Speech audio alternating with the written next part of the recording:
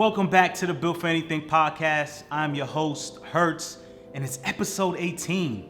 I can't believe we gotten this far, but we're going to keep it going. My guest today is Curtis Graham, goes by the name of KG. He is the founder of Cosign Mag. In this episode, we get really deep. We talk about business. We talk about his family, friendships, and just basically not giving up on your goals, man. Even when you're down to your last dime. I think you guys are really going to enjoy this episode. And if you enjoy all my episodes, please consider signing up to my Patreon page, patreon.com/built4anything. You will get some exclusive benefits, one of which you're able to see these episodes beforehand, and you can sign up for less than $3. So it's something that I think you should consider. It does help support the show. Also, make sure that you leave your reviews on iTunes. And if you're watching this on YouTube, hit that like button, drop a comment down below. Let me know what you think about the episode. Without further ado, Curtis Graham. My man, Curtis Graham, a.k.a. KG. Say what's up to the people, bro. Man, what's up? Thanks for having me. I appreciate it. Yes, it's Mr. KG, Cosign KG. Glad to be here, man. Thank you again. Man, tell the people a little bit about yourself, bro. Tell them I know you got a lot of things going on, man. This is going to be, yeah. I'm going to tell you guys right now. Yeah. This man has a lot of things that he's into. It's going to be some really dope conversation. Definitely. So if you riding in your car, you sitting down on the couch, pay attention, because there's going to be some really good conversation, man. Tell the people a little bit about yourself or some of the things that you're into. Yeah, for sure, man. I'll start with my father first. You know what I'm saying? I have an 11-year-old daughter. Outside being a father, I'm Panamanian. I was born in Brooklyn myself, raised in Killeen. Yeah. Park Slope, Flatbush area. Moved to Killeen, Texas. That's where I spent my high school days. Used to hoop. And then I came out here to Dallas. Been here for since 2004. So 14 years. So, you know, I might call myself a Dallasite now. You know what I'm saying? Mm-hmm. But aside from that, man, I've been doing Cosign for 7 years. You know what I'm saying? I love it. It's everything I do. Cosign Magazine, Cosign Media. Content platform, media platform, storytelling platform. So, and you're the founder of it? Yeah, I'm the founder and the creative director. So a lot of my time is spent on, creating campaigns, doing the covers for Cosign. Anything creativity wise for Cosign, I'm doing that and the business. So I spend my time between half and half, covering both sides. So how did that start, man? Where did Cosign Mag? Because I'm looking at it on social media, man, and it has so many. It has other branches to it, Definitely. Right? The mag, the media part of it, the advertising part of it. Tell us, where did it start, man? What was the origin? What is the origin of it? Okay, man. Since it's a long format podcast, man, I'm gonna go back to the beginning. Okay. So when I was in high school, I took AP psychology, and I wanted to be a psychologist. I'm really into why people think the way they think, how they think, what they're really into. When I got to college, I realized, that's 8 years of school. Mm-hmm. I can't do 8 years of school, man. You know what I'm saying? My parents didn't have medical field is no joke. Yeah. Just the schooling itself, 8 years. My parents didn't have the finances for it. I put myself through school. So I was like, let me switch it up. But I always had magazines. I used to read everything. You know what I'm saying? Business magazines, sports magazines, music. Double XL. Double XL. Got mad double XL. I used to be on the train. Let's grab the new copy. Exactly. So what I realized was, I love the storytelling aspects too. You know what I'm saying? I wanted to know people's stories. And I took an advertising class, and, advertising is, kind of telling stories as well, just, in a different standpoint. So I took that, loved it.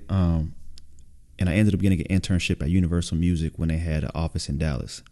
So that kind of helped me learn about artists, you know what I'm saying, and how to tell their stories. When that ended, I kept in really good relationships, and they put me in touch with Julia Beverly, who ran Ozone Magazine, which was a hip hop publication, started in Orlando, but ended up moving to Atlanta. So I was doing marketing, pretty much anything, marketing, passing out magazines, anything possible I was doing, and I loved it. I loved everything about it. Got to meet some really great artists, got really steeped into the culture, and then I had a daughter and realized, man, I had to get serious. So it was at this point. Kids will do that to you. Yeah. They'll do that to you. Definitely. So it was at a point to where I'm a man first, and it was like, I wouldn't feel comfortable with my mom, taking care of me, my daughter, and my daughter's mother. It just didn't sit well with me. You know what I'm saying? So I manned up and I dropped out of college, and I said I'm going overseas. You know, so I took a job as a civilian contractor for the government, and I sent myself to Afghanistan for 2 years. Get out of here. Yeah, so I was in Afghanistan for 2 years, and that was probably, it was the most rewarding, but also the hardest 2 years of my life, because I got to. And what year? What you? I'm trying to think of the time frame. This was 2009, 2011. So this is okay. right before Cosign. This is when Afghanistan and Iraq is popping out there, but they were paying contractors good. And I'm like, man, I got a daughter. Like, you know, I got to feed her. I got to make sure I got stuff to leave her. You know what I'm saying? My parents, they came from Panama, moved here at 21. They didn't have nothing to leave me, so like, I'm not going to do that. So I got a job out there. I was there for 2 years. Every 4 months, I got to come back. I used to go to Dubai for 2 weeks, then I come back home. So when I come back home for 2 weeks, that first week, I'm trying to get my daughter to get comfortable with me again. And she finally gets comfortable, and then it's and a then week. You gotta go then again. you know what I'm saying? So I did that for 2 years straight, and that killed me. But in that 2 years, I was plotting, like, yo, when I go home, I know I don't want to work for somebody. You know what I'm saying? I got to build my own thing. So to speed it up a little bit, after that 2 years, I came home. A guy we talked about offline named Michael Andre, he lives in Atlanta. I told him my idea about I want to do a publication. Didn't have a name for it, but I told him I want to do a publication. He said, look, man, I'm in Atlanta. Atlanta's hot, it's popping. Just come out here for a little bit, you know, a week, kind of fill it out. That week ended up being 30 days, and in 30 days, we built the first mock copy of Cosign. I did all the writing. He did everything from the photography, the graphics, the behind-the-scenes stuff. I put it together. I found a printer in Dallas, printed it, and I printed 1,000 copies. You know, I spent like 5,000 or something for 1,000 copies, and I'm just pass them out. And then people gravitate to it. And what was the content in the magazine in that first one? This one, I already knew that I wanted it to be entrepreneurship, because with Ozone magazine, it was all hip hop. But I'm like, yo, there's so many more stories to tell. You know, what about the publicist that's putting them on? What's about the photographer, the makeup artist? Like, they have their own stories, but Ozone only wanted to tell the story of the artist.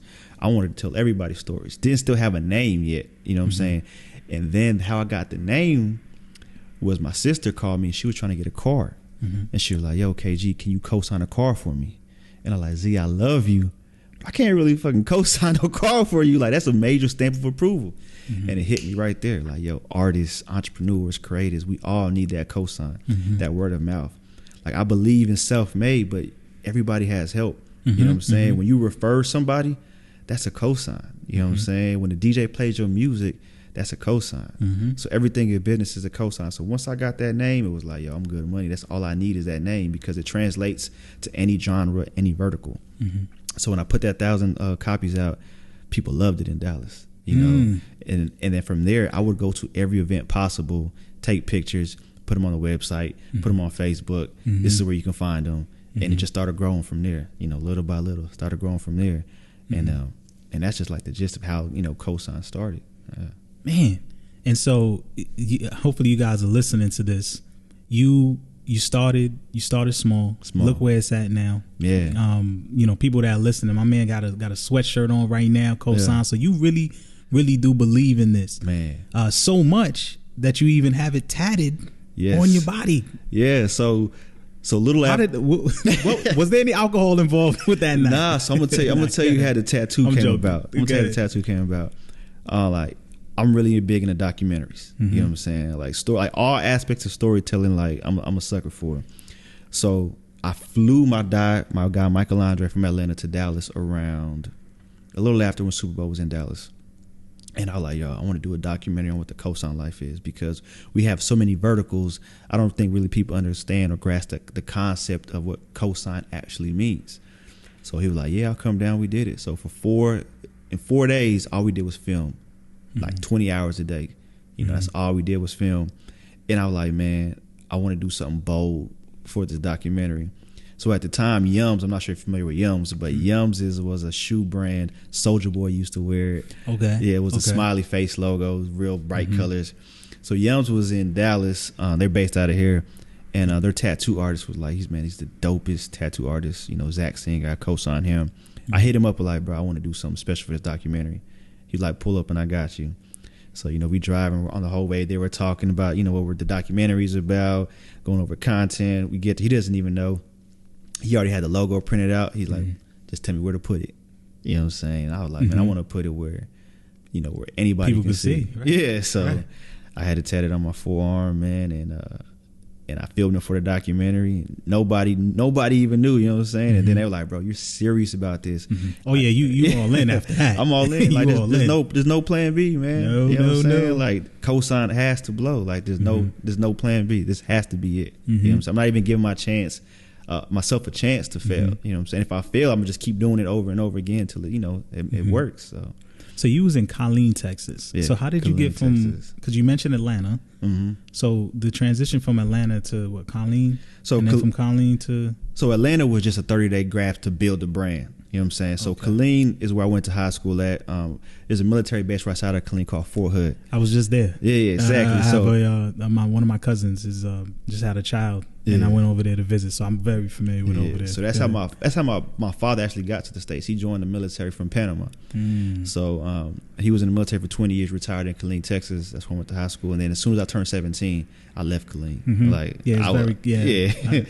Shout out to Colleen. Yeah, shout out to Colleen. But 17, I left, man, and I've been here ever since. But so Atlanta was just kind of where it helped me build that feeler issue, so I knew what to kind of do from there. It was like my blueprint. You know what I'm saying? Because he was so well versed in everything from photo to design, graphics, everything, and he kind of helped me, construct the actual magazine. Because before then, all I had opportunities to do was to write and promote.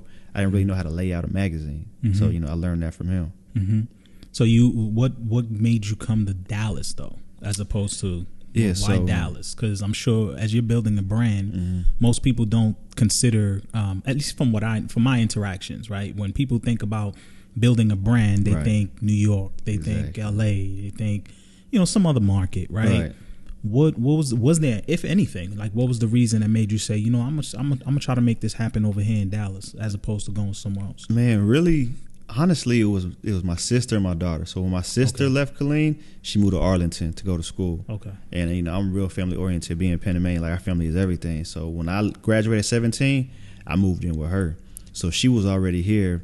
And then Colleen is like 2 hours away. So it's enough to be outside the city to spend time with my daughter, but it's enough to where I could actually build in a city. You know what I'm saying? Because, I love Colleen because where my family's from, but there's no entertainment, there's no business like this in that city. It can't thrive in a city like that. You know what I'm saying? So simply just being 2 hours away, it's like a whole different type of military base. Yeah. It's not a lot of people that live there. It's very quiet for the most part. They don't. This wouldn't work there. So that's why I decided to be here. And then why I'm staying here is, like I said, because of my family. Like, having a daughter is kind of difficult to try to move to Atlanta to where, man, then you have to catch more flights. Right now I'm in driving distance. Like I can get a call today and be there in 2 hours. You know what I'm saying? But I think Dallas has a lot of potential though as well. So I noticed in your photos on IG, you into the sneaker culture. Yes.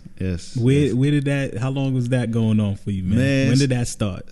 So I got to shout out to my mom. So like my mom, I'm shout out to my moms. I hooped all my whole life. You know what I'm saying? My whole life I played basketball. And I didn't even know until middle school. I went back and looked at pictures. Like my mom kept me in Jordans.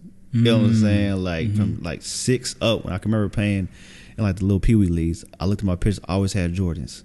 And then when I got to middle school, it's when I started to realize other kind of sneakers I liked. And then playing basketball, me and my friends would always talk about like sneakers. So it just always was within me. Like my parents would tell me like, yo, you get straight A's and B's. Like I never got to see in my life. If you get A's and B's, you get sneakers. You know what I'm saying? So I always did good in school to get sneakers. If I in a basketball, if I get more than 10 points, I can get sneakers. You know what I'm saying? So my dad was the breadwinner with the military. My mom's money was to spoil her kids. The stuff that, she never got the opportunity to do. So if I did good, she's going to bless me. Like that was her way to be happy. Like, yo, as long as my kid's good, I'm good. So I started in middle school, high school. Like it was just, like I said, I used to always go back to Brooklyn every summer. So like that's where, New York, they got the culture, the fashion. You gotta be fresh. Yeah, you gotta be fresh. So like, man, I used to come. In high school, I won best dress too. You know what I'm saying? I put that. I won best in high school. I used to come to New York, man, get fresh, get exclusive shoes that they ain't have. You know what I'm saying? Back then, not to show my age, but man, back then I used to pull up in Colleen, bro, with some Gucci Air Forces. You know what I'm saying? Like they ain't had those in Khalid. I get the Gucci Air Forces. Yeah, man. I always been. The song was Nelly. Yeah, Nelly had the Air Force song. Yeah, man. I had the Gucci Forces, man, and then I always had sneakers. But I'm not gonna lie, when I had my daughter slow down a little bit, but we ended up having a new vertical called Cosign Kicks. Shout out to my man Tariq, and he runs it. But he kind of got me back into it, little by little, because he's a heavy sneaker collector. You know what I'm saying? I'll say right now, I'm an avid collector. You know what I'm saying? I buy more what I like, not what's in style right now. You know what I'm saying? If I like it, I'm gonna get it. I'm not worried about like if it's a hype around it. You know what I'm saying? I buy what I like. Now I feel you. I want to go back to when you was handing out those magazines, man. Yeah. Because you mentioned you put in 5,000 into it. Yeah. I'm sure. At the time, I mean, did you recoup at the time, or was that okay? Nah, I knew I was already going to be in the red. Okay, yeah, I knew I was going to be in the red. What made you keep going? Because usually people start things looking for immediate gratification. So you obviously said, I'm gonna stick with it. Look where it's at today. But I want you to go back to that moment, because it's easy to say now, right? Things are good, but if you go back in time, what was it? Was there somebody around you who said, "Look, man, stick with it. It's gonna work out," or give it time? Or were you at a point where you like, I'm not gonna really, this was cool to do, but leave it alone, and then got back to it? Like what happened after that time? So I've never quit it. I haven't quit it yet. I never even paused. There was a point where I maxed out every credit card I had. Maxed out every credit card, borrowed as much money as I could, and I was tapped out. You know what I'm saying? But what honestly kept me going was being a grown man. I'm not gonna lie, my mother was still investing in me. And what I mean by that is, when you talk about support, it's my mother. She buys my mag. To this day, she still buys my magazine. She still buys my merch. You know what I'm saying? So like when you have a homie that's like, yo, let me get that. It's like, yo, my mother buys. You know what I'm saying? My stuff. My mom buys tickets. You know what I'm saying? So when you got somebody like that who's not even from this country, you know what I'm saying? That's putting everything into her son, who's a grown man. It's like, man, you gonna let her down? Because you know what I'm saying? Because you maxed out your credit cards, you gonna let her down? You know what I'm saying? You gonna put yourself in a war zone for 2 years to make a better life for your daughter, and because your credit cards are maxed out, you gonna let her down? Like, nah. You know what I'm saying? Nah. So at that point, it's like, man, you just gotta figure it out. Whether it's start contracting, get a side job, you gotta figure it out. Like, you gotta put that pride to the side. I feel you. And I'm not gonna lie, there's been plenty of times where I had to like, yo, I gotta find me a quick job or a quick hustle just to maintain, you know what I'm saying, to get back on my feet. And I've done it. I'll be honest, I've done it plenty of times. I'll go get a job, get back on my feet, try it again. Dude, nowadays you could just decide right now, I'm gonna do Uber Eats. Yeah. I'm gonna do Lyft. I'm gonna do if anything now. The new hustle around here is with these little bird bikes. Yeah. People pick them up and charge them. Because I'm like, why is this man driving past me with like 8 of them in his trunk? I'm like, is this man stealing them? Right. And my boy told me, he's like, nah. He's like, yo, they get paid to do that. That's I'm like, crazy. And I thought about it too. I was like, I did wonder who's going to charge those things. They got the people doing it. That's crazy. And then they paid them like per scooter. That's crazy. Yeah. And so but I'm saying it what's an extra 100? What's an extra $200 a week? You know what I mean? What's an extra whatever? All that joint adds up. It adds up. Yeah, everything adds up, man. Yeah, nah. So the hustle is real. Man, I feel you on that. Yeah. I want to talk about some of the success of Cosign, man, because I know just recently you had your awards, and how many was that? Like your third annual, second annual Cosign Awards. I want you to talk about like what does that entail for the listeners, definitely, and also just being in that space, right, and seeing so many people get together, man. How does that make you feel, man? To see like, damn, like people are really gravitating towards this. So to back it up a little bit, so I have like a silent business partner named Ricky. He came up with the idea to do an award show, I'll be honest with you, like 4 or 5 years ago. And I was like, I don't think we're ready. You know what I'm saying? Like, I don't think, as much work we're doing, I don't think our Cosign is there yet, you know what I'm saying, to where we can bring in 80, 90 nominees and 300 people total for an expensive seated dinner. Like, it's not cheap to do something downtown Dallas, Crown Plaza Hotel, seated dinner, 3-course meal. So we built up the brand, and the Cosign Awards is basically just honoring the city influencers, creatives, entrepreneurs, hairstylists, makeup artists, photographers that, are doing stuff in the city and, elevating in their field. So what we wanted to do was kind of encompass every vertical that Cosign has. We have Cosign Eats, Cosign Travel, Cosign Kicks, Style, Fashion, etc. So we was like, man, since we do it every day, basically co-signing these people, let's put an event together to where like their peers can co-sign them, nominate them, and then we'll put it in a voting format and, honor these 16 people in these different categories. So once I felt like the brand got to that level, I'm like, okay, let's do it. Last year was the first year. I was nervous, but last year we sold out. So we sold out 2 years in a row. You know what I'm saying? So like, it's an amazing feeling because when you talk about support, who does the voting? Like, is it just the people who are involved in it, or like, can I like vote for somebody? You see what I'm saying? Yeah, like, you can vote for somebody. So okay. there's so I think it's like a 4-week process. So 4 weeks we leave the voting up. You can vote once a day. You know what I'm saying? So we let people vote for it, and then there's also a committee as well. Okay. You get what I'm saying? Just the committee more so weeds out the nominations because, nominations, you can get everybody just like, just nominate me. Mm-hmm. So we use the committee to, kind of condense the nominations to make sure that, these 4 to 5 people in each category exactly are deserving of it. And then we leave it up to, the people to vote who's the winner's going to be. So the format's been cool, and it's just been, man, it's been crazy to see the growth, how many people actually look forward to it. You know what I'm saying? Because it also serves as our charity gala as well. So we partner with a charity called Generation Esperanza, which is a charity in Panama that gives back to kids in Panama, underprivileged kids that, need school supplies, mentorships, book bags, and stuff like that. Like, I always try to give back to my country first because it's in my blood. It's where I come from. It's who I am. So everything we try to do, we try to give back as well because people investing in us coming to these events, you got to get back as well. You just can't be coming here accepting, taking everything. Like, it's a mutually beneficial business. You know what I'm saying? So we always make sure to give back. And we get back to them. This year we had Alana Sarabia of Good Morning Texas host the event. So it was pretty cool to actually be on her show as well. So each year we try to elevate, man, and make sure we get the right people who are doing things in the city involved, nominated, and let the people vote to see who they co-sign. So what was that feeling like though, man? So you're in a room. So you're saying it's about 300 people. Yeah, 300. Plus. Yeah. Everybody's dressed nice. I've seen the photos, on Instagram. If you listen out there, I definitely encourage you to go check it out on the on Instagram. You'll see the photos, Cosign Mag. Yeah. But what was that feeling like though, bro? You're there, and this is something like I'm just imagining the feeling. But you tell me, man, how do you feel?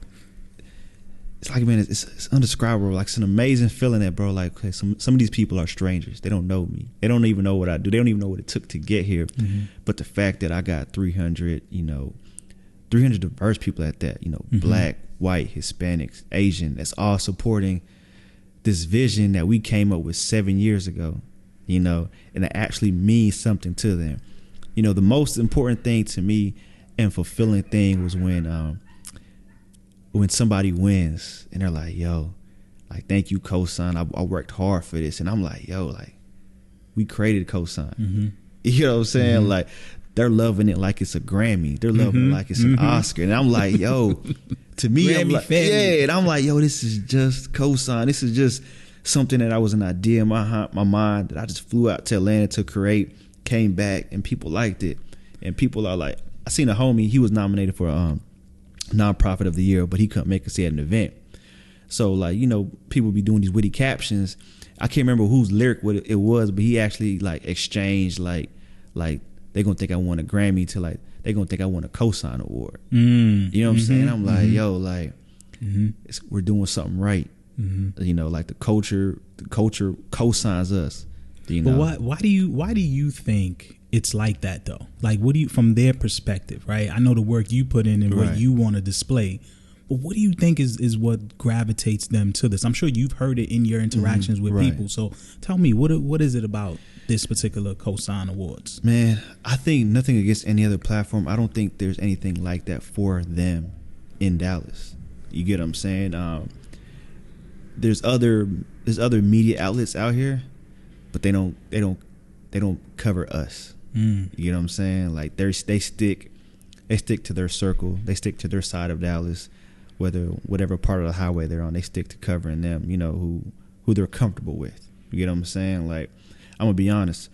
It even feels good to put, you know, people say urban. It feels good to put, like, you know, mix urban up with, you know what I'm saying, with high profile to whites, blacks, Asian, Hispanics. That's a good feeling too, because, like, man, that's how it should be. Like, Dallas is so segregated, and it's ridiculous. It's ridiculous. You know what I'm saying? So to be able to create a platform and an award show to where everybody's there of all different kinds, and they're excited about it, and they're eager to win, you know, and they're pushing it, promoting it, you know, it's because, like I said, there's nothing else out there for them. You know what I'm saying? If you think about the bigger magazines that are in Dallas, they don't care about what the actual culture has. You know, they're trying to meet quotas. You know what I'm saying? They're covering stories that can turn into advertising. Yeah, I need the advertising money as well, but if I don't create the quality content and get the respect from my peers, nobody's going to care about what we have to talk about anyways. You know what I'm saying? Like, when I first heard about it from some previous guests that was on here, for me, as they were explaining it, I thought to myself, I was like, man, that's pretty cool, because I think as a creator, you know, it's and I always tell people this, right? Like, I get people that, you know, they'll send me messages, they'll say, you know, great work on this podcast or great work on this video or whatever it is. Right. And then there's people who actually, that I may meet, that actually is doing similar things as me, right? People who have their own podcasts, or people who's into photography or into video. When they say, man, that was good, or that was, and it's not to say that I don't appreciate what anybody else says, but it's like, when you hear from somebody who's going through it, exactly, it does mean a lot to you, for sure, right? Because, and you take it because it's like, okay, you know what it takes to produce this thing. You know what it takes, what you've been through. So when they co-sign you, like you said, or when they say, man, this is good, for me, it's like, you know, the appreciation of your peers, right? Exactly. And so I think that's really, for me, and I found out about this after everything was kind of closed up, right? But definitely, man, I'm gonna make my way to it, you know, next year, you know, God willing, you know, we all still around and whatnot. But I would imagine that that's the feeling that I would have. It's like, definitely, you work hard, you get appreciated. It's just a way where your peers can say, man, you know, congratulate you, or just, you know, just kind of see where you fare, you know, amongst everybody else who's doing the same thing. Yeah, exactly. It's like a great networking opportunity too. When people were, you know, accepting their awards, man, it just felt great that, you know, they even included us, you know, in the speech, because, you know, we work hard out here, like, you know, not we as in Cosign, but we as in creators, entrepreneurs. We work hard every day to produce, you know, content or create our business and to get people to buy into it. So to be even thought of in that aspect, I feel them, you know, like, I understand how it is to be overlooked sometimes, and you feel like, man, does anybody even care about what we're doing? So when you actually feel like you're getting some, you know, some praise or any type of recognition, it feels good. You know what I'm saying? Like, I'm not going to say people are vain, but, you know, you want recognition for your work. It's like, you're out here working, you know what I'm saying? Like, you want to be recognized for your work. LeBron's playing for a championship. Yeah, you know what exactly. I mean? Like, he can just play in the park. You know what I mean? If that's the case, you just want to play ball. Exactly. So I mean, at some point, you know, I think it's good. For sure. And, you know, again, it's not the end all be all. It shouldn't be the end all be all for the creator to determine whether they should keep doing what they're doing. Right. But I think it's a great way to just kind of know that you're not the only, you know, you're not the only one going through similar things, you know, similar challenges. Exactly. And, you know, it's a great way to just kind of meet other people and maybe pick their brains and elevate your level of, you know, skill in whatever platform that you're in. So definitely great for networking, man. Like, you know, you think about this, 16 categories, you got 5 people in each category that might be on the top of their game. So, you know, you do the math, that's a lot of people you can network with, you know what I'm saying, that now you can reach out to if you ever need assistance in that area. You know, I'm looking at tech, some of these tech individuals, I had to research. I'm like, yo, they're doing some amazing things. You know, now I have these relationships, you know, like for Cosign Tech, now I got 5 potential people we can cosign for, you know, for features and articles, you know, and they're going to cosign other people in tech. So it also, you know, to another reason to show why we do it is to build our network. You get what I'm saying? And be able to have that content and meet people in these different verticals. So, it's a win-win for everybody. Is the magazine just is traditional form, or is it online? Is it so like it's print digital? Print and digital. So we print quarterly. Nice. Yeah, we print quarterly. So it's quarterly, okay. Yeah, so man, that's a whole other beast. Cause like, man, I've heard plenty of times print is dead. Like print isn't dead. Yeah, print isn't dead. Like it's still something authentic. Yeah, it's something about having that tangible item. You know what I'm saying? It's holding it, reading that article, flipping through the pages. As much as stuff is digital, man, you still want that. Like people still read books, and people still open the books. People still have coffee tables. You get what I'm saying? Like it lasts longer. When you got to think about the internet too. Sometimes, man. Like think about this: how many times do you go back and read an article? Like something drops today, you might read it today. I don't know if you can go back and read it tomorrow and the next day and the next day, but like you could read a magazine today, right? A week from now, you sitting on in your couch, chilling. Somebody picks up that magazine. Let me see that, man. I forgot that was in here, and you overskim it. All right, so you think about digital, right? Like as much as I love digital, man, it's very watered down. Like you don't really go back to it. It's like it's that moment thing. It's that click. You get that instant gratification, that instant knowledge. But like when you got print, that's a forever thing. You know what I'm saying? People collect print. Your mom will be like, "Yo, send me the Just copies." like people collect comments. Exactly, and stuff like that. Exactly, and that's how I see our publication. Like I want it to be like a keepsake item to like, yo, somebody out there one day is going to have like all 100 copies of Cosign. You know what I'm saying? And how many issues you have so far? So right now we're 24. Okay. Yeah, 24. Okay. Yeah, 24. So our last one was with Karen Civil on the cover. It was a big. We got to talk about that. Yeah, man. Definitely got to talk about that one. So yeah, so and even with the print, it puts us in another category. You get what I'm saying? Like sometimes how interviews may be hard to get. When I show them a cover of somebody else who's like maybe like they feel like is their peer on that level, they did that cover, it's like a no-brainer. Like, I love to do it. Let's do it. So it's that door opener for us. You know what I'm saying? Having the actual print item, while we build, our digital presence to like a Forbes or, Complex or Vice. That print is keeping us in the game while we build up.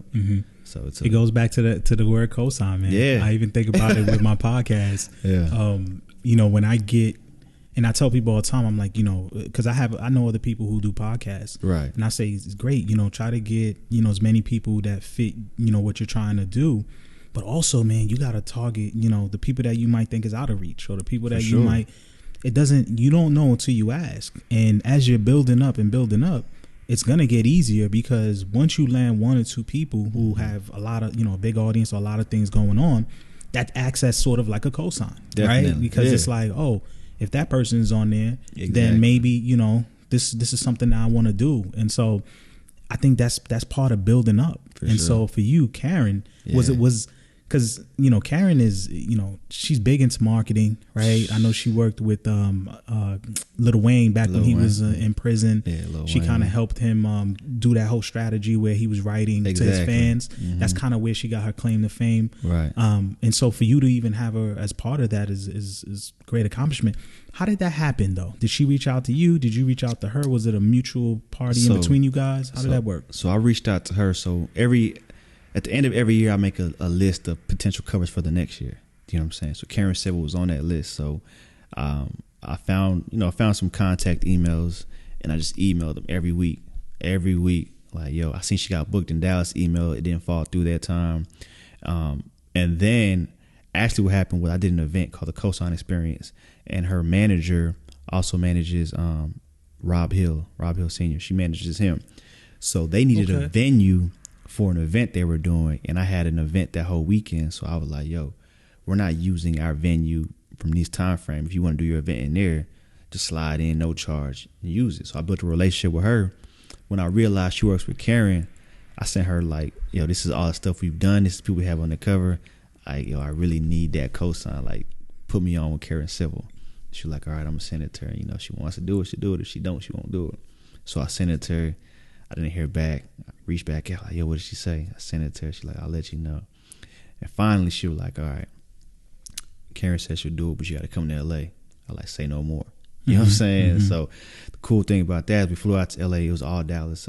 Me, my editor, we brought a photographer out there. Flew out there, did the interview, did the cover, and just to show how strong of a woman she is, and doesn't just take the first thing. Sent her the pictures. Pictures were great. Sent her the pictures, but she was like, "Yo, love what you're doing. But we're going to reshoot." You know what I'm saying? I was like, what? And in my mind, I'm like, man, I already got the pictures. Everything's done. I paid for the photographer. I paid for the studio, makeup artist, stylist, everything here. Well, we're going to use these pictures. You know what I'm saying?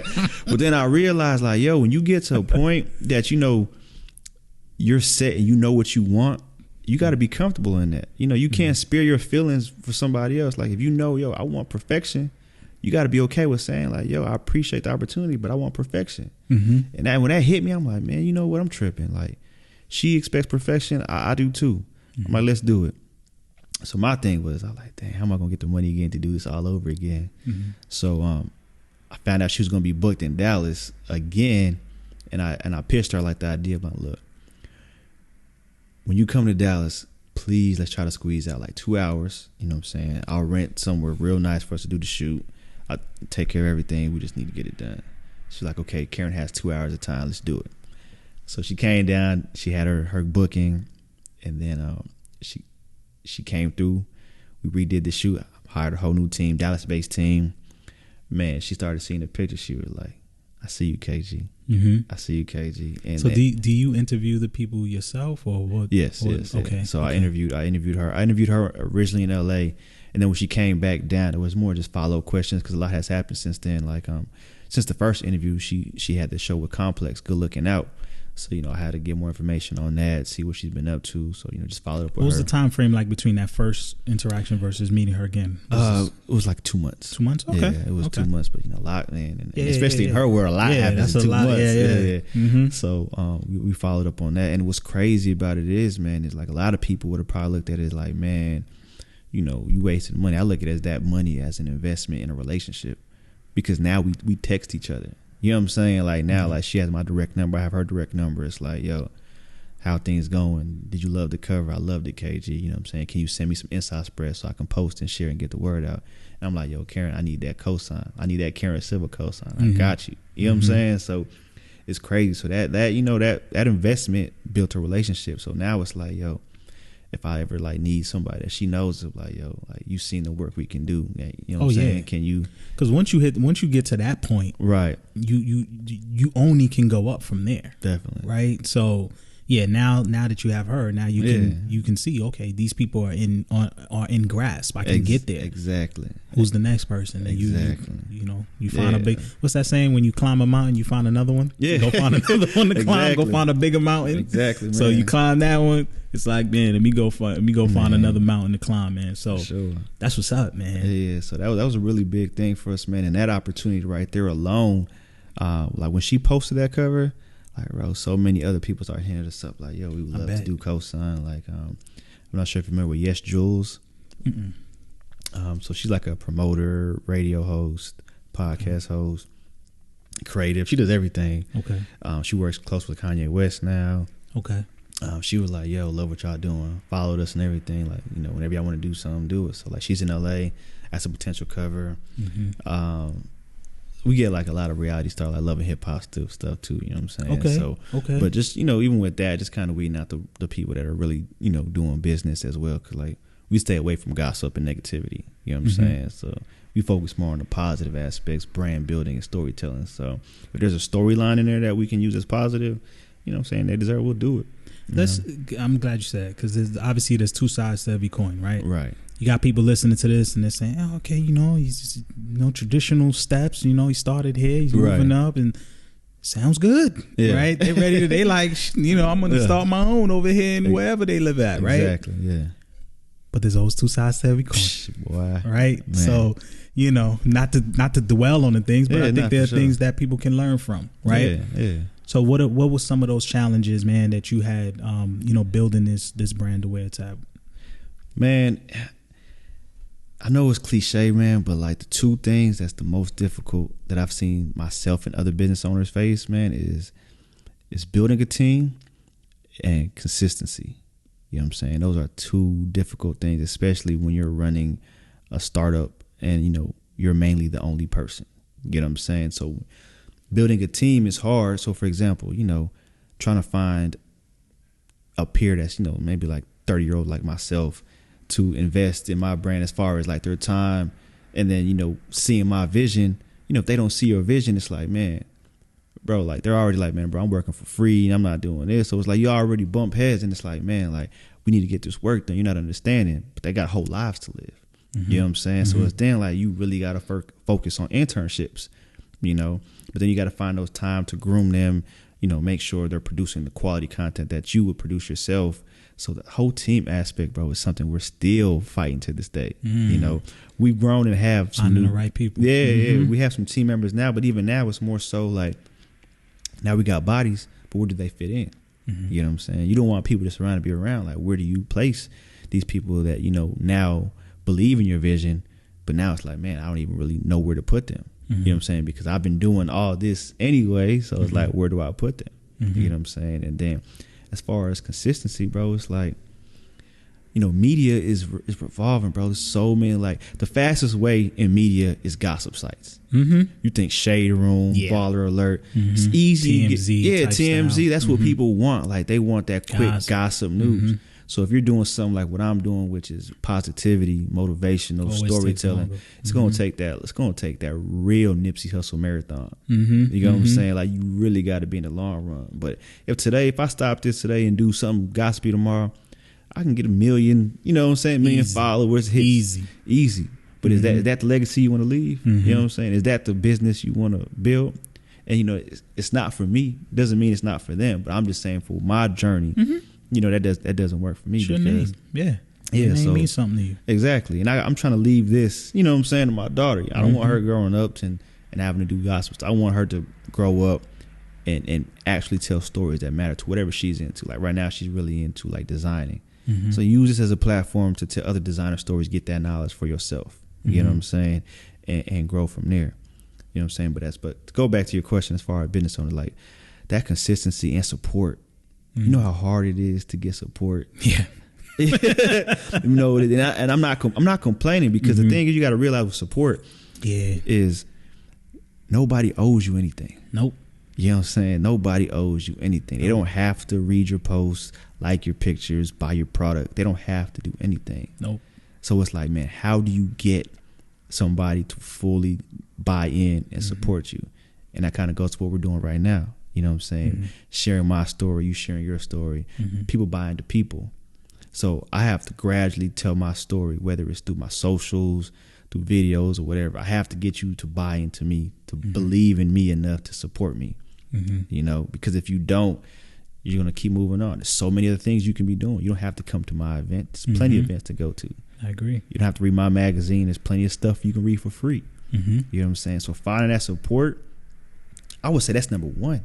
Yeah, that's number one. And like the people that do support us, man, it's like, man, I'm always thanking them, like, bro, thank you. You didn't have to buy this hoodie. Yep. You didn't have to come to this event. You didn't have to buy this magazine. You don't have to advertise with me. But I appreciate it. You know, like you're really buying into my dream just by doing this one thing. You know, so for other people, it's like, man, find a way to really tell your story and to get people to resonate with you, and then the rest will fall in. But that's the hard part, because not everybody's storyteller. So like how do I tell my story if I'm selling, you know, if I have a food truck, how do I tell that story? Man, there's a story in everything. You know what I'm saying? You just got to figure out how to tell it.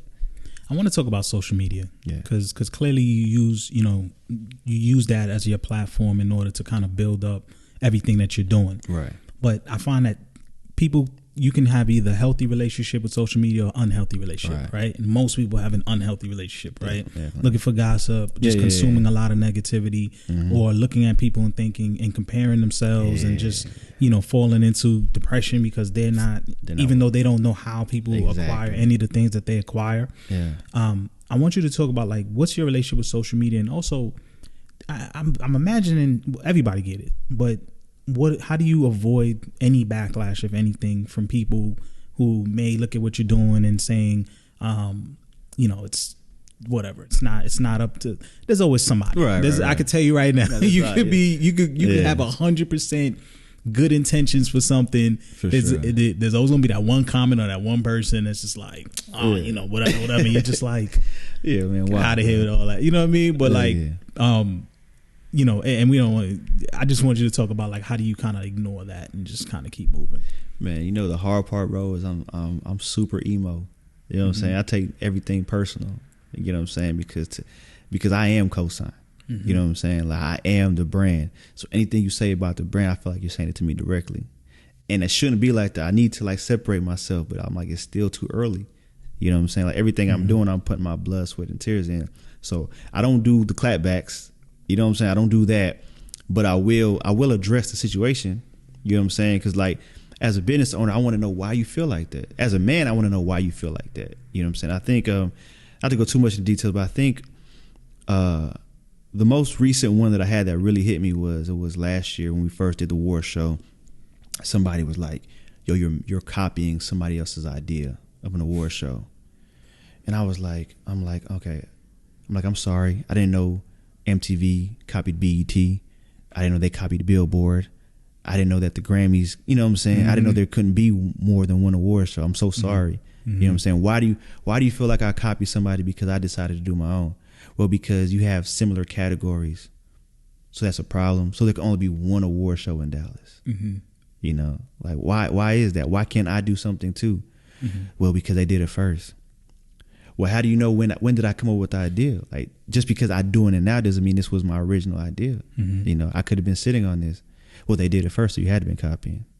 Well, I'm sorry you feel that way. You know what I'm saying? There's nothing I can. Obviously, I can't change your mind. You already feel a certain way. You must be close to that person or something. And I feel like, man, there's enough for everybody. You know what I'm saying? Like, so you mean to tell me there could only be one podcast that talks about stories or talks about sports? Nah, that's not right. And that what gets me the most. Like that one got me the most because, like, man, I'm not copying anybody. I mean, there's no original idea. You know what I'm saying? Dude, I have a saying, man. It goes back into the Bible. You know, it says, "There's nothing new under the sun." Yeah, right. You know? And I tell people all the time, and even people that it's funny because even people that I look at as good creators or whatever, they'll have moments where they'll say that, "Man, I got this idea from this." Right. Exactly. Like you have to get some sort of inspiration, right? Yeah, definitely. Even Steve Jobs, you know, he mentioned it. You know, I can't remember his exact quote, but basically saying like, you know, he steals. You know, they've never been shameless about stealing ideas. Right. But their thing is like they'll take it and they'll make it better. Right. You know, so how many? They're not the first phone with a touch screen. Yeah, they weren't. You know. So imagine if they felt like that, like, man, we copying. You know, let's not come out with it. We got to do something else. He said, man, damn all that. We gonna drop this thing, touch screen, and we gonna make them want it, and they gonna even. And look where they at. Yeah, exactly. You see what I'm saying? And that's what I took with it. I'm like, look, man, they can make it better. I co-sign, not even the brand co-signs people every day. An award show is another vertical of that, co-signing people. You know, it makes sense to what our brand is doing, to the way we're growing. It's another platform. It's another vertical for us. So why wouldn't we do it? You know what I'm saying? So social media is like, you got to take that shit with a grain of salt, man, because it'll really get to you. Like it'll mess up your day for somebody you don't even know. I'm like, man, I don't even know this person, and they got me amped up. You know, it's like, man, it feels, you know, it feels like the person's right across from you. Yeah. When in reality, you know, you got to take a step back and realize, how do I even know this is even a real, like, you know what I mean? Like sometimes people are just trolling. Exactly. Sometimes you don't know who you really talking to. Right. The avatar might be a guy, might be a woman, it might be, Exactly. you know, a woman, Might be a kid, be a kid, might be a kid. It's like you putting the energy into something that's doesn't exist. Definitely. Because I tell you, I can't remember who I was listening to the other day, but he gets a lot of scrutiny online. But he said, you know how many times anybody has ever come up to me in real life and said anything? Right. 0. Exactly. 0. You see what I'm saying? He's like, most of the stuff that people say online, they wouldn't dare say it to your face, or even they'll find a extreme nicer way to say certain things, right? It's just like, So I try not to invest that energy into something that really doesn't exist. Man, me neither, bro. Like I know people may say things about people say things about everybody. You know what I'm saying? But then as soon as you see them and it's all smiles, love what you're doing. Keep going, keep fighting the good fight. Good fight. Yeah. I'm like, all right, appreciate it. You know what I'm saying? But I know, you know what I'm saying? But it's cool. You know what I'm saying? I'm not here for that energy. You know what I'm saying? How do you? Because I'm sure as you started to pick up steam, right, people started to come around you. It's just a way of life, right? Definitely. When you're doing well, people want to feed off of that. People want to know what's going on. Definitely. And it's your job to weed out the right people versus the people that just are there just to be there. Man. So how do you kind of go about it? How do you either shield yourself from the wrong people, and embrace the right people? Man, I'm more of like a one strike person. You get what I'm saying? Like I believe everybody deserves a chance. You know what I'm saying? If they're coming at me correctly and I feel like they have, the potential to be great, everybody gets a shot, And as soon as you mess up, you had the shot, man. You had it. You know what I'm saying? Like my job is not to give you multiple shots. My job is to give you that one shot you asked for. And after that, bro, man, keep living. I appreciate the opportunity, but this isn't working for you anymore. You know what I'm saying? And it's a tough thing because a lot of times, man, you look at people like, man, like they could be a good partner, friend, but they're mentally not ready. You know what I'm saying? And it has nothing to do with me. They're not ready. And it takes little things. Like you can look at something little people do and realize, man, it's not going to work. They don't even realize it. Like for one, communication. You know how easy it is to just text somebody and be like, yo, I can't make it. Mm-hmm. Just that simple. I can't make it. You ain't even got to call and face that awkwardness. Just be like, yo, I can't make it. Or if you know way in advance you're not going to make it, just tell me then. Don't wait until either I ask you or I'm like, yo, where you at? Ah, man, something came up. We're in business. You know what I'm saying? That messes up my relationship. I had a close friend that used to work with. We used to work with me, man. I loved her. Like she was dope. And she wanted to cover this fashion show so bad. It had America's Top Model. I can't remember who it was, but America's Top Model was there. And I'm like, yo, this is going to be some dope content. It's like, I'm going to cover it. Got her passes, everything. So the guy running the show calls me like, yo, where's your people at? What you mean, man? They there. Like, nah, ain't nobody from Cosign here. So I call her. No answer. I text her like, yo, where you at? Dog, Cage, I can't make it. What you mean you can't make it? I can't make it. You told me you was gonna be there. Oh yeah, I can't make it though. You ain't give me no warning. I can't. It's too late for me to find somebody to go cover it. You know what I'm saying? Like now I gotta hit them, but like, yo, we can't cover it. And now your reputation is tainted. And we were the exclusive media partner. That just looks bad on me. So now I got to do more work to mend that relationship. I got to go above and beyond. I got to make deals that, I might not be comfortable with just to, build that relationship back up. That puts me in an awkward standpoint. It puts the business in an awkward standpoint. And, Dallas is one of those times, man, it's small. People talk and they're like, man, I wouldn't do nothing with them, bro. They didn't even come do this, Yeah, that's it. Yeah, and then you're done. So it's like, man, you got to really work on those relationships. It's true when they say your network is your net worth. Especially in Dallas. Like Dallas is so small, you're really one person away from whoever you want to meet. Exactly. Whoever it is. Like my thing is like, I want Mark Cuban.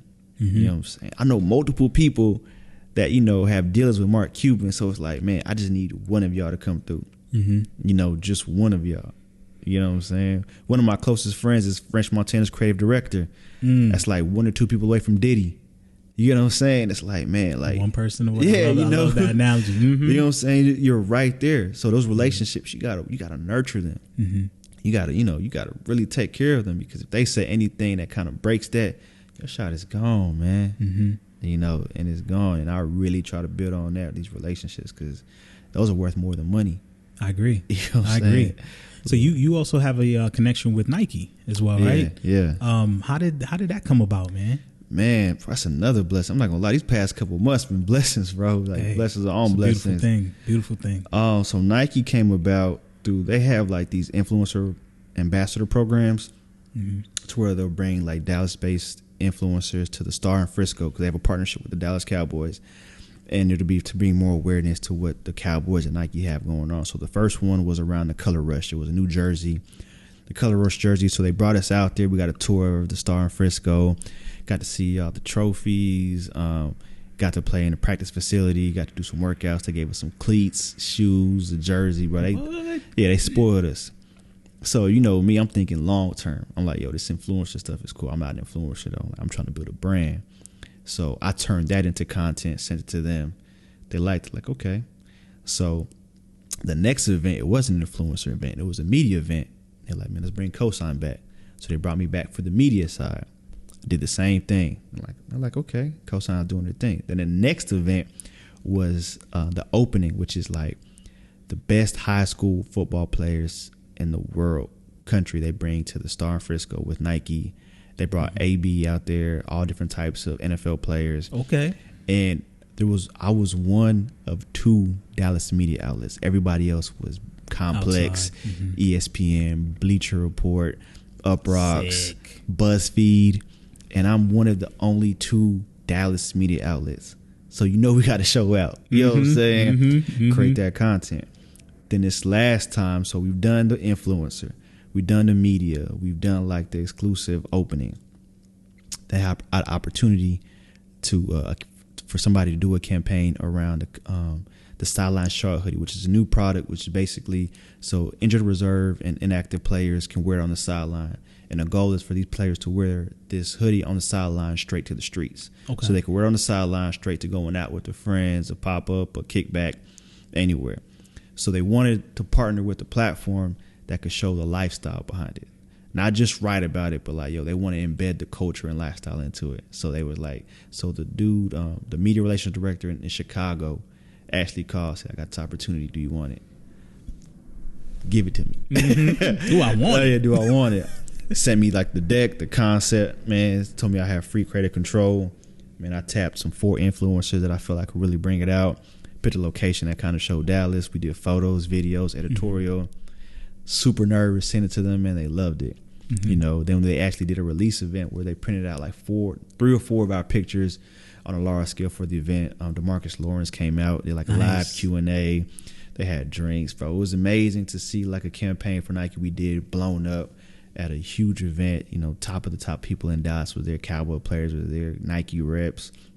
And it's just a blessing, like, yo, I'm a Panamanian kid, born in Brooklyn, raised in Killeen, moved here, and now look what we're doing. Like, that's crazy. Like, when people say, really, what you put in, you get out, like, that's real. Like, we've been putting in this work, and it shows. You know what I'm saying? Like, that's why you don't quit. That's why there is no plan B. You know, nope. That's why there is no plan B. So I can assume it's checks over stripes. Man, that's what I like. Yo, man. At least Nike been showing you love. Been showing mad love, bro. Like, you know what's crazy about that? I'm gonna tell you something cool, man. The most exciting thing about that, of course, is working with Nike. But the most exciting thing about that, bro, is hearing my little girl talk about it like I'm the most coolest person ever. Like, I hear her, my daddy works for Nike. You want some Nike shoes? My dad, I'm like, in my mind, I'm like, I can't get you no Nike shoes. But she just thinks like, look at these pictures my daddy and them took. You know what I'm saying? My daddy has a magazine. Look at the Nike pictures in the magazine. Like, I'm proud of you. That's that. It's man. Crazy, man. And I'm like, dog. And it's crazy that she even understands like the capacity. She was like, yo, she know with sponsorships. I'm like, she's 11. What do you know about this for? You know what I'm saying? But it's cool. You know what I'm saying? It's cool that she still thinks I'm Superman. Like, the older you get, I'm like, man, one of these days she's gonna be like, man, you just dad. You know, but like right now I'm still Superman. You know what I'm saying? So that's cool. Like, that's cool to hear her brag about me. You know what I'm saying? Like, I like that. I like that. Did that never quit attitude? Did that start in the household? Is that kind of where you draw that energy back from? Did it start from there? Yeah, definitely. So like my parents did the best that job they possibly could what they had, and I salute them. So like I tell my parents all the time, it's funny how y'all kind of raised me and my sister. Like, if one of us got it, the other didn't. You know what I'm saying? Like, they were super strict on her, but super lenient with me. Like, I could run the streets. My only thing was, you can't bring home a C and don't get in trouble in school. Now, if I got in trouble outside of school for fighting, who started it? They started it. You're not in trouble. You know what I'm saying? My sister, super strict. My sister got braces. I couldn't get braces. You know what I'm saying? My sister's school, they paid for her school. I had to pay for myself for school. But what they did teach us was that my sister she wasn't really great in school. You know, she struggled. Like, she really had to study. You know what I'm saying? But my parents were patient. Was she the older? She's older. Yeah. Okay. So they were patient with her. Like, yo, look, as long as you're doing your best, we know what you're capable of, but we want you to do your best. If your best is B's and C's, then do your best. You know what I'm saying? But we're not going to fail, and we're not going to get D's. That's your best. So when they noticed that me, like, school was easy for me, oh no, we're not going to let you off easy. You know what I'm saying? We're not doing that. Even in sports, I was a sports person, and my dad was like a tough love type of dude. He was like, if you're going to play sports, you're going to be the best. Don't come home saying you're on B team. You know what I'm saying? We don't do that. Because I see you out there playing in the games and stuff. You're going to play sports, you're going to be the best. You know what I'm saying? And they always instill that in us. There was times where I remember I quit a job, and my parents got super mad at me. They're like, I'd rather you not have a job than start a job and quit. You know what I'm saying? Like, why'd you quit? And I was telling them I just didn't want to do it no more. That's not the attitude that we have in this family. You know what I'm saying? Because being from Panama, like, it's rough out there. I agree. It's rough out there, and they came here with nothing. And they've done quite good for themselves. So they always told us education and do good whatever you're going to be at. So I salute them for that. And they same thing they do with their grandkids. Another cool thing I learned from my mom was my mom moved to Panama. She had her and my dad, they still have a heavy accent. But they're black. So my mom got made fun of a lot. Like, you black with this accent, I don't understand it. You get what I'm saying? So that actually, her biggest mistake, what she said was, like, she taught my sister Spanish because she was the oldest. She was the first kid. And they realized that, they had a harder time because the accent, and they didn't really speak good English. So they spoke nothing but English to me. Okay. So I know a little Spanish, but not fluent like my sister is. And, they're really hard on that because they're like, man, we did you a disservice. You know what I'm saying? You should be bilingual. Who you are, you're Panamanian. We did you a disservice by trying to Americanize you because of how I personally felt. A lot of families do that. I noticed that. I got a lot of friends that are leaving Mexican. They don't speak a lick of Spanish. I'm like, dude, what happened? Exactly. And, they feel like they did a service, and, they're hard on that, and they realize that. So, like, a lot of stuff, they try to make sure, like, yo, you have to be twice as good as anybody else. You know what I'm saying? So they really push, greatness for us. And, my mom comes to my events. She's like, yo, like, I'm super happy for you. I know where you've been through. I know where you've been overseas and you hated it, but you stuck it out, and having that respect for her, like, she knows I hated it. But she never on that aspect, she never told me I had to stay. She was like, do what you want to do. But I wanted to quit, but I remembered her, like, if I quit and go home to what? I told myself I was going to come here to save enough money to do something. I'm going to do it. So just having her in mind always is like, yo, like, that's what keeps me going. Like I said, back to, like, having my mom invest in me, I can't quit. Having my little girl knowing what I do, I can't quit. 'Cause they've done too much for me, When I'm in Afghanistan and those bombs are going off, it's like, yo, if something happens to me, at least my family's good. You know what I'm saying? They put so much in me, at least they're good. What can other people say my age? Do they have life insurance? Do they have stuff set aside for their families? Like, I can say I've done that because of the decisions I made and the sacrifices I made. That was instilled in me through them. Through their mistakes, they were like, yo, don't do this, but do this. So I think I salute them for that forever. I'm assuming now you instill those same core beliefs into your daughter. Yeah, man, for sure. So my daughter, she's 11. She plays volleyball and basketball. I'm her father, so I can be honest. She first started volleyball. She was trash. And I'm blatantly honest. I'm like, yo, you not good, ma. You not good. No participation trophies accepted over here. You not good. You got to practice. That trophy back. You got to practice, and I'm hard on her, and we practice. Her mom practices with her. Like, we practice. You know what I'm saying? We had a blended family, so her mom's married, so her stepdad practiced with her, And I realized we're not together, so, like, yo, any help is I'm glad she has help. You know what I'm saying? So, like, everybody practiced with her. Last year, she was MVP of her volleyball team. You know what I'm saying? Like, we're not going to settle for you being trash. Basketball. She I love basketball, but she's like, man, I ain't playing basketball, Dad. Just her first year playing. Bruh, she dropping 10, 12 points a game. You know what I'm saying? Getting busy like First that? year playing. Yeah, and she picks it up fast because she knows how I am. Like, if you're going to do it, be good at it. Mm-hmm. So when I figured out, like, she like, okay, Dad, I'm gonna play basketball. We went out there, bought a basketball. We bought cones. We bought ropes. I'm like, yo, if you're going to play, you're going to play. I'm out there teaching you drills. You know what I'm saying? She's remember what I taught her. She know what she's good at, know what she's not good at. So, like, she's down there. Like, I tell her, if you down there and you get the ball, put it back up. She's putting it back up, getting easy buckets. Mm-hmm. She's not the best in basketball, but she's getting 10 to 12 points. What position she plays? She plays like the 3, so she like the, like the wing, but small forward type. Mm-hmm. She gonna be taller than me. I don't know how she got tall, but yeah, she gonna be taller than me. Ask. She tall? Yeah, she tall, so she gonna be taller than me. And it was crazy is like she know I love basketball, and like now she just really into her favorite player, LeBron. Mm-hmm. She did her school report on LeBron. Mm-hmm. She asked for shoes, it's LeBron. So like now our conversations is like, Dad, did you see LeBron? I'm like, damn, you 11-year-old, you talking about LeBron like this? I like that. That's cool. Mm-hmm. Mm-hmm. You know what I'm saying? And it's not even just the basketball aspect she likes. She like, yo, Dad, he started his own school. Mm-hmm. Dad, him and his friends are business owners. Mm-hmm. You know what I'm saying? They got their own network. They kind of got like a cosign, but it's more like media stuff. I'm like, saying, that's crazy that you know that. Mm-hmm. So it's like, man, I'm like, yo, anything's possible. And she sees that. You know what I'm saying? So that's real cool. Nah, that's a blessing, man. Yeah, nah, that's definitely. A blessing. You're going to be like Kobe Bryant out there teaching he coaching his daughter. Yo, we going to get busy. And I be seeing the clips and I'm like, man, I don't know if I should feel sorry for her because I'm like, I know Kobe going. I know Kobe going. Because you know what I mean? I know he pushing her, man. And it's just like. Yo, you ever see He Got Game? Mm-hmm. I mean, He Got Game her. Like, yo, you gonna keep shooting that. You tired? You gonna shoot. I'm like, I hope she's having fun. And I hope he's not just putting that, foot to her like, yo, if we gonna do this, we gonna do it. Like, I could just imagine that first conversation. Like, you sure you want to play basketball? Nah, exactly. You got a lot to live up to. Yeah. She's like, all right. You know what I mean? Kobe like, all right, let's do it. But that's why I like Nike so much, man. Like that video they did of Serena Williams, like when she was out there practicing with her dad. I'm like, yo, like Nike's the best at storytelling. Mm-hmm. You know what I'm saying? Yeah, like, I like those. You talking about like those young versions? Yeah, that they kind of show. Mm-hmm. That was crazy. You saw that one with LeBron when he went in to get the tattoo. Yeah. I was looking. I was like, what the fuck? But it was CGI because I'm just like. Yeah, nah, yeah.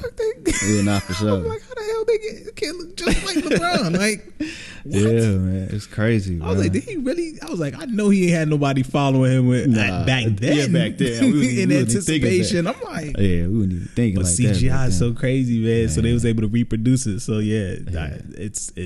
but it shows you how far people come. Nah, definitely. Right? And how you got to have a vision for yourself. Definitely. Right? And speaking of vision, I got to ask, like, what is your ultimate vision, for your company, for everything that you got going on? What's the bigger picture in your mind?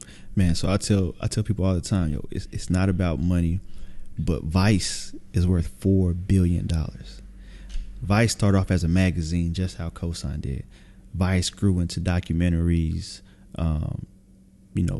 shows. They got their own network, Viceland. You know what I'm saying? So it's like, bro, if Shane Smith, which is owner of Vice, if he can do it, why can't I do it? You know what I'm saying? Why do we have to be settled? Why do we have to settle for, no offense, why do we have to settle for like, BET or something? Like, why can't we have it all? Like I want to just create dope stuff. I want Cosign's a door opener.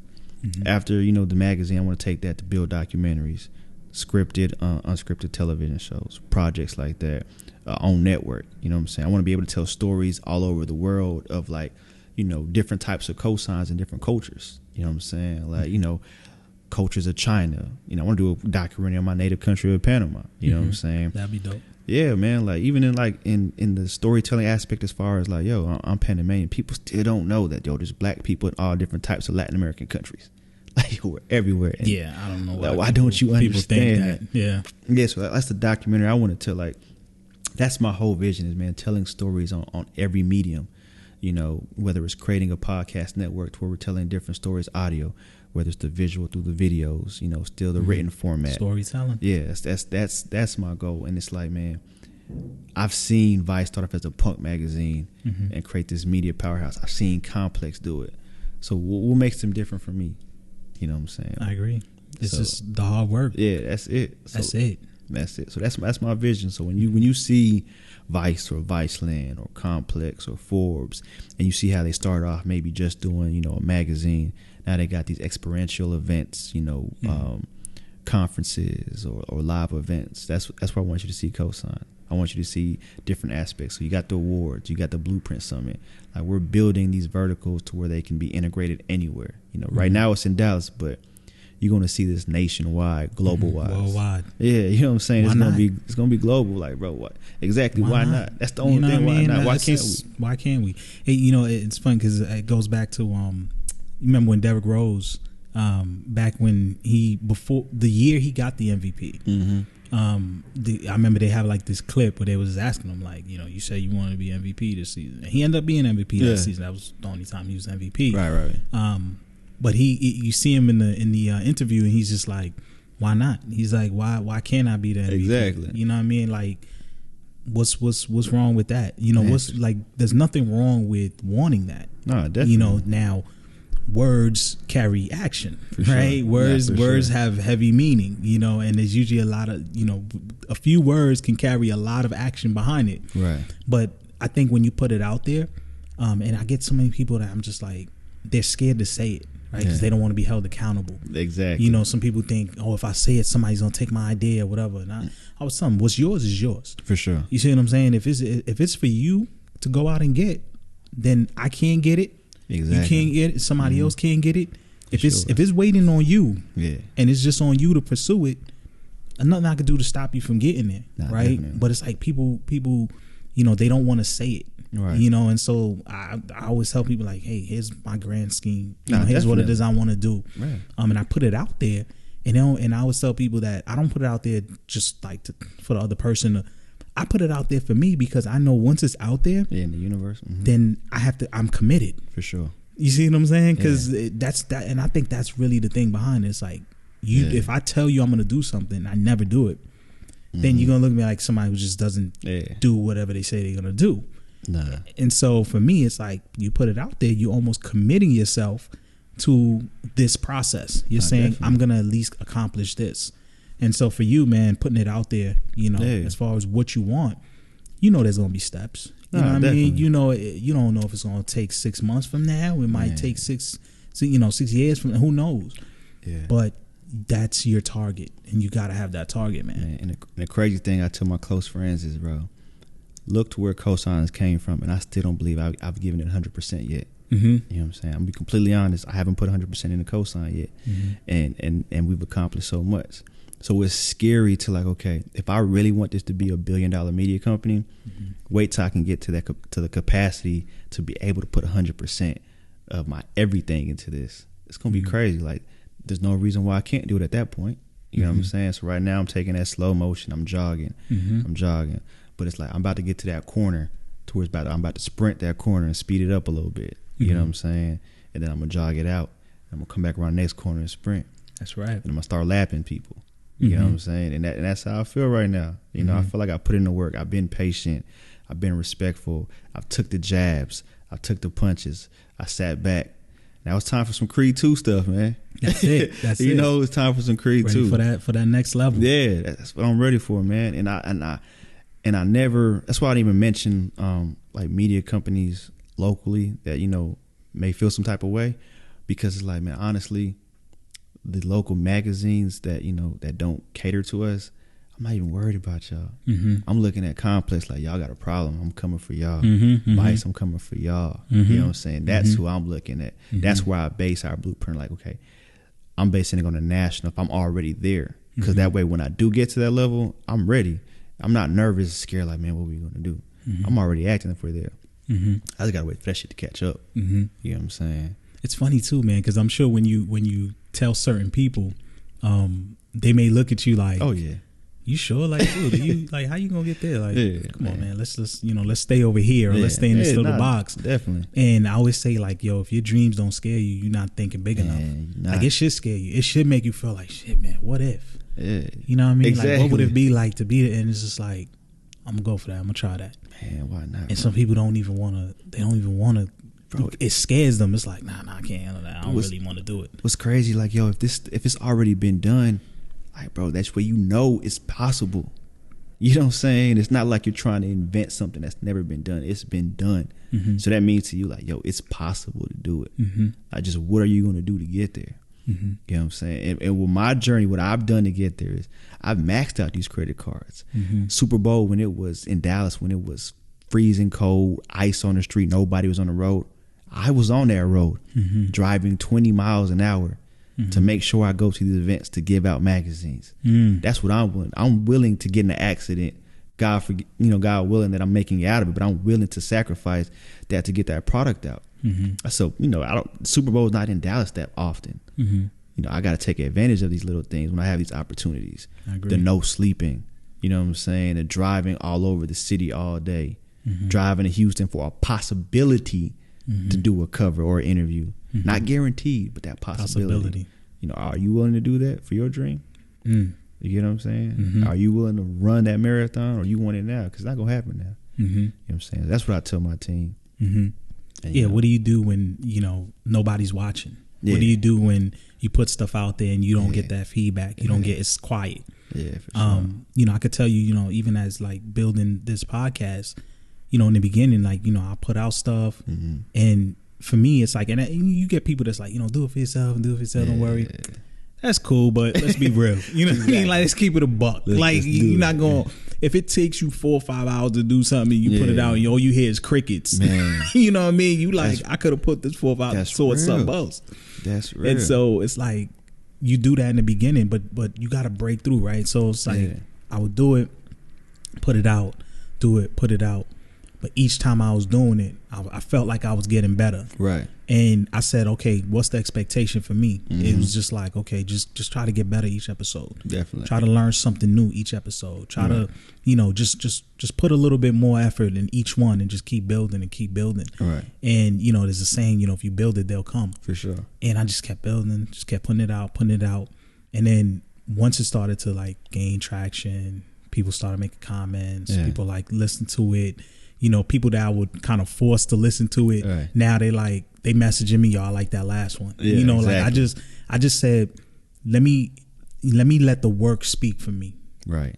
Put my effort into the work more so than looking for the feedback, because I may not get what I feel I'm due till way down the line. Definitely. Where somebody might look at it and then when they look at my old stuff, they realize, man, you've been grinding for a minute. It's kind of like what we say with Nipsey and all these other people. It's like by the time they recognize, they looking at us like, what you thought I just popped up last night? Like he's like, man, I've been grinding for. But if I didn't have this, if I would have said no, nobody's paying attention, and me just drop it, right, then I would never get to where I'm at.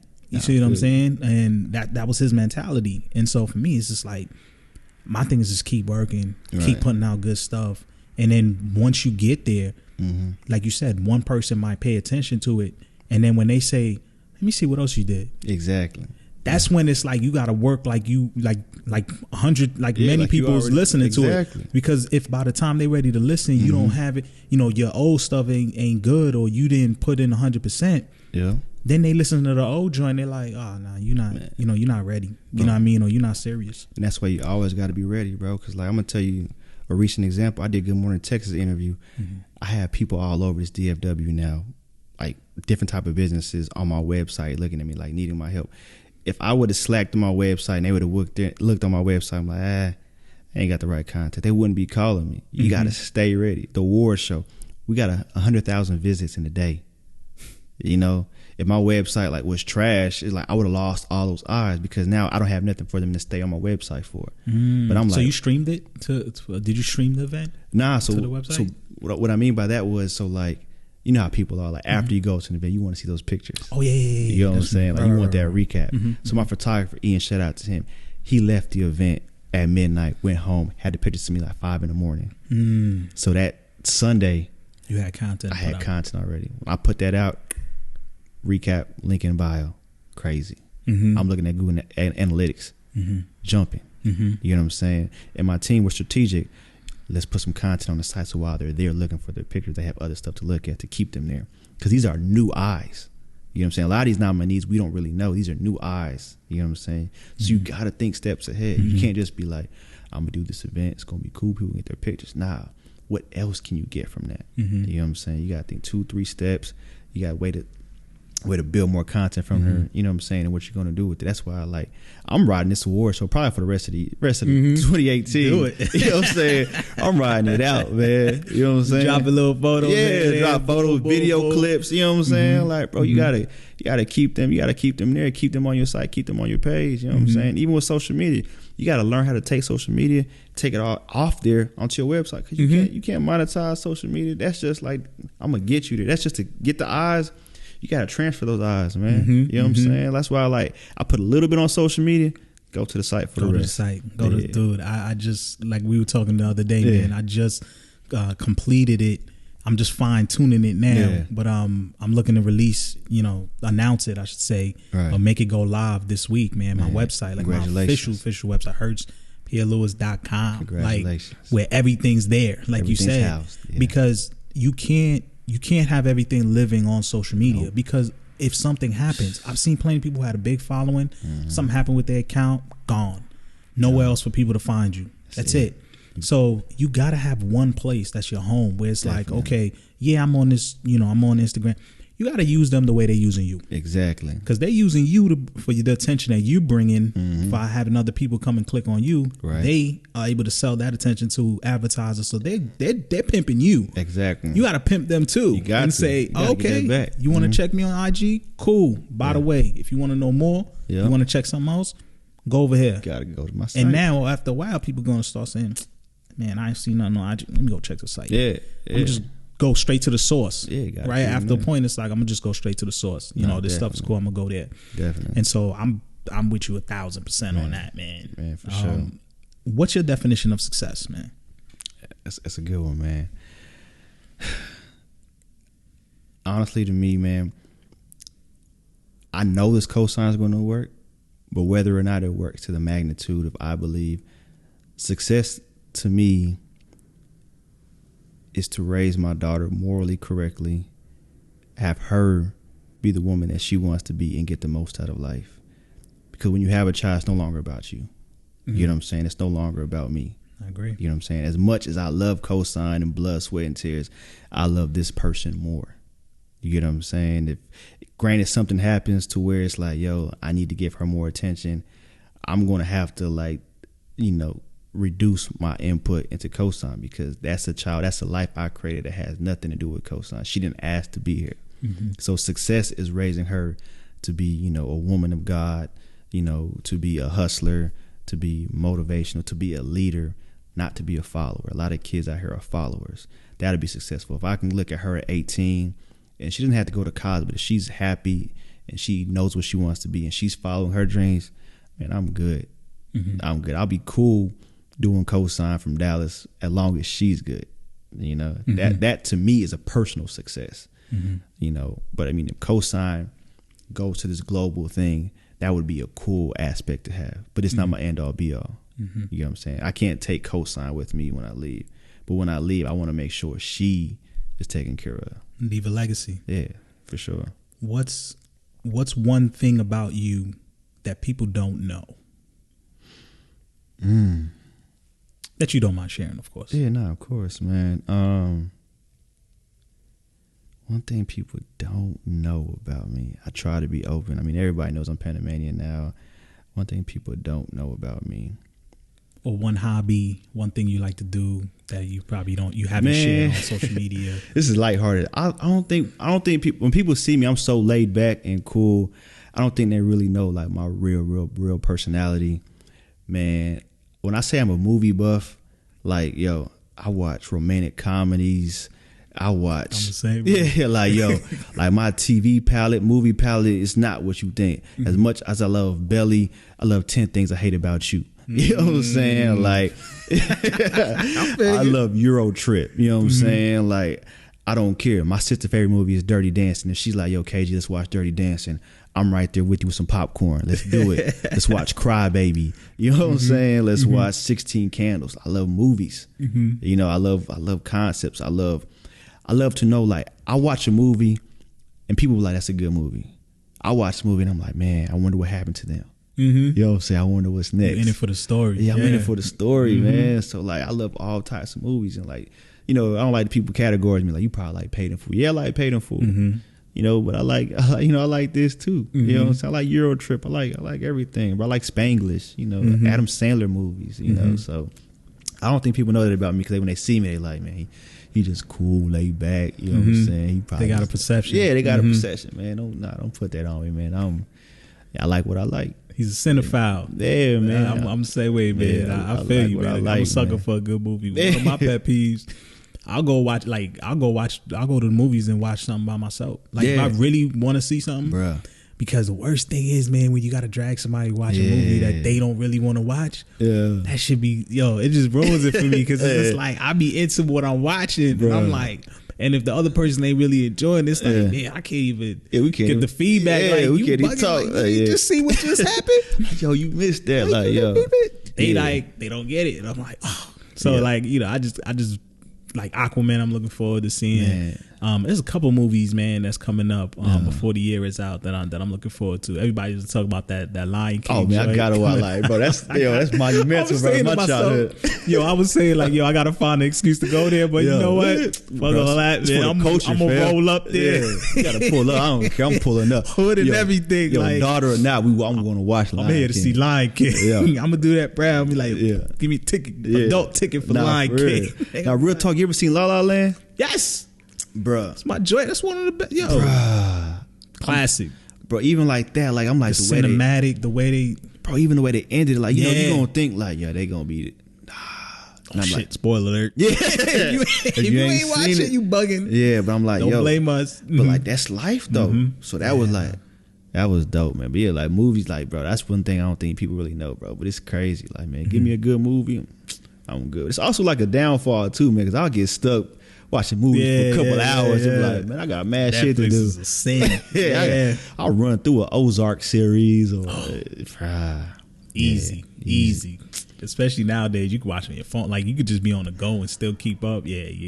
Netflix got me, bro. Period. But no, that's definitely one thing I don't think people know for sure. I'm gonna mention 3 things. We're gonna wrap it up soon, but I'm gonna mention 3 words to you. Okay. And I want you to just tell me what's the first thing that comes to your mind. Okay. It could be a phrase or it could be a word that comes to your mind. All right? Okay. Brotherhood.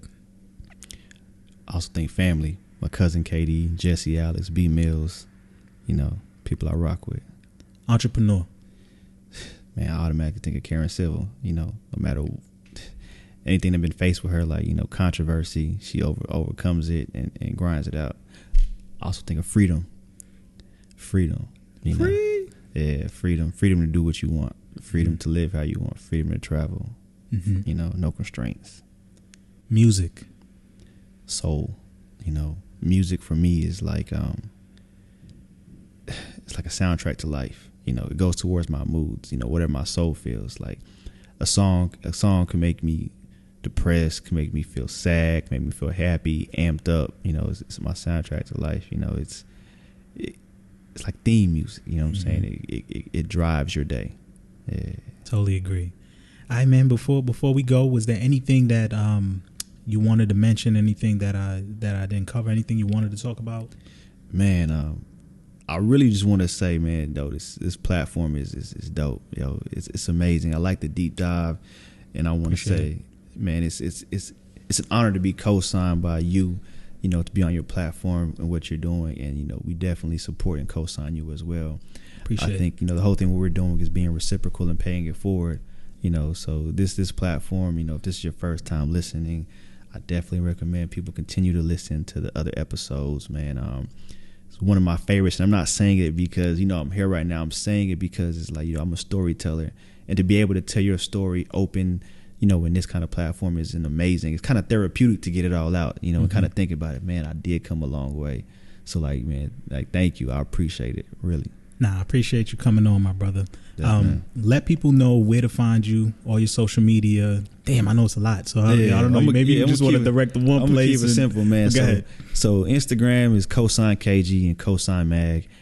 If you just go to those 2 by itself, you can find everything from our Facebook to our website, YouTube channels, and everything. So I would directly go to the Instagram Cosign KG Cosign Mag, because it's going to link you to our website where we house all our content, YouTube channels, etc., and everything. So please follow those 2. We do follow back, and let's build, let's connect, and help us tell these stories and share these blueprints and find out the next person to cosign. Hey, I love it. Everybody out there, definitely check out my boy KG. Check out his site. He got a lot of great things he's doing. Definitely has my support. Definitely has my cosign. Before we go, definitely want to thank everyone out there for watching. Thanking everyone out there for listening. You can find this podcast on Podbean, Spotify, iTunes. I just got it on Stitcher the other day, so that's another place for you to be able to listen to the podcast. Google Play. I mean, it's going to be everywhere, ladies and gentlemen. So definitely check that out. And if you're watching on YouTube, thank you. Thank you for watching. Shout out to the Patreons out there as well who support what I do. Hit the link down below. You'll get more information on that, on how you can support the show and allow me to be able to do and continue to have conversations like this with amazing people like KG. So with that being said, thank you once again. We are out. Thank you, my brother. Appreciate it, man. Peace, y'all.